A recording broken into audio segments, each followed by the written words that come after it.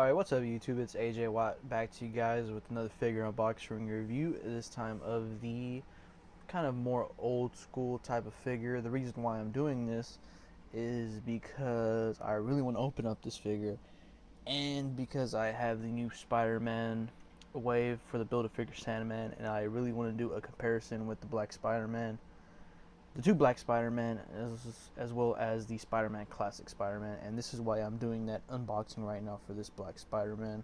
I picked this up on eBay for $40 from someone from, I think, Phoenix. He was able to hook me up on it.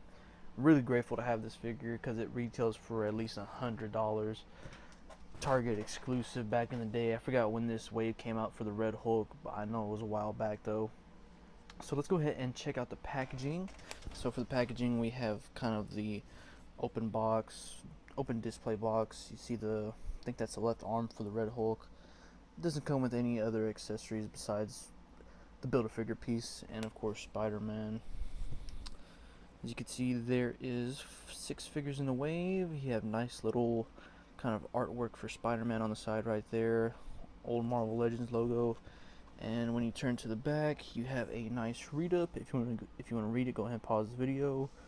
And then you have a nice picture of Spider-Man right there posed up, and the other figures in the wave for the Red Hulk. Will I build the Red Hulk? Hell no. That is a lot of money.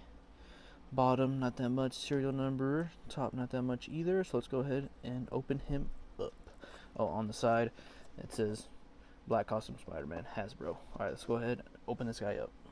Alright, so here we have the Red Hulk's black suited Spider-Man out of the packaging. Like I said, the only accessory he comes with is the Build-A-Figure piece for the Red Hulk, which I know I will not complete ever because it is expensive as hell, and I am done overpaying.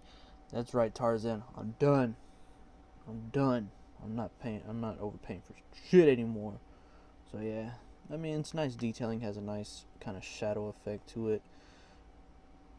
Pretty cool piece. Probably just keep this, to be honest. I mean, you never know. And so let's go ahead and check out the Black Spider-Man. Looking pretty cool. The one thing I love about the figure is the paint applications. If you can see, there's kind of little dashes of blue all over the body. Some over here on his traps, his shoulders, forearms, kind of his biceps, crotch area, hands, knees, shins, feet. So yeah, that's one thing I really love about the figure. I'm not sure if the Spider-Man Classics black suited Spider-Man had the same kind of paint applications to it. I know it's kind of more glossy. This one's kind of more matte. But we'll just go ahead and do a comparison with that later on. Let's go ahead and check out the figure. So far, the paint applications are okay. They could have been done better. But then again, this figure is kind of old and was in the package for a long time. And then you can see the symbiote logo right there. Pretty cool paint right there. A little smudge though. Doesn't really bother me that much. And I noticed with this black suited Spider-Man that the right side of it is kind of bigger than this side right over here. I noticed those on all the black suited Spider-Mans from this Red Hulk wave, which is pretty cool. I don't know why. It just really interests me. And then these two are uneven too. Pretty cool. And then you have his web shooters right over there on top of his hands, which is pretty cool. It would have been nice if they would have came with extra hands, but like I said, this is not an old figure, but I mean, like back when Hasbro had the Marvel license. Then the symbiote logo goes throughout the articulation for the butterfly joints, which is pretty cool. Back of the figure has 2 peg holes at the bottom of the feet. And yeah, man, this thing is pretty cool. The only thing that it's missing is ankle pivot. Other than that, it's pretty cool, except for the 2-joint hips too. That's another bad thing about it. And with this Spider-Man, he kind of has a small head, and his traps are kind of huge, in my opinion. kind of like Colossus traps, if you know what I mean. See a little smudge right there too. Doesn't really bother me that much because this is a great figure. So let's go ahead and check out the articulation for this figure. Alright, for Spider-Man's articulation, his head can move up and down, but it just, oh, didn't pop back up that time. That's weird. It moves left and right. Doesn't really have a pivot at all, to be honest. Has an ab crunch that's kind of like a wrenching noise that moves down 3 or 4 notches, which is pretty cool because Spider-Man is acrobatic and dynamic. Doesn't really move back that much though. Has the butterfly joints that move back and forward. I was messing with it and some of the paint went off, so you gotta be careful if you do get this figure. Has the kind of shoulder joints, kind of regular shoulder joints that move out, move forward and back. Joints are kind of tight because it was in the box for a while. Has a bicep swivel, double jointed elbows, forearm swivel, hand swivel, as well as a hinge that moves down and up, and you can rotate it 360. Has a waist movement left to right. Has the T-jointed hips, like I said, so you just gotta turn it to, if you want to make them do the splits or anything like that. And then if you want, you gotta move the damn joint about that right there, in case you want them kicking or anything like that. Having problems right now, so yeah, it kicks about that much right there. And back that far. Has double jointed knees that go in that far, which is pretty cool. Has calf rotation.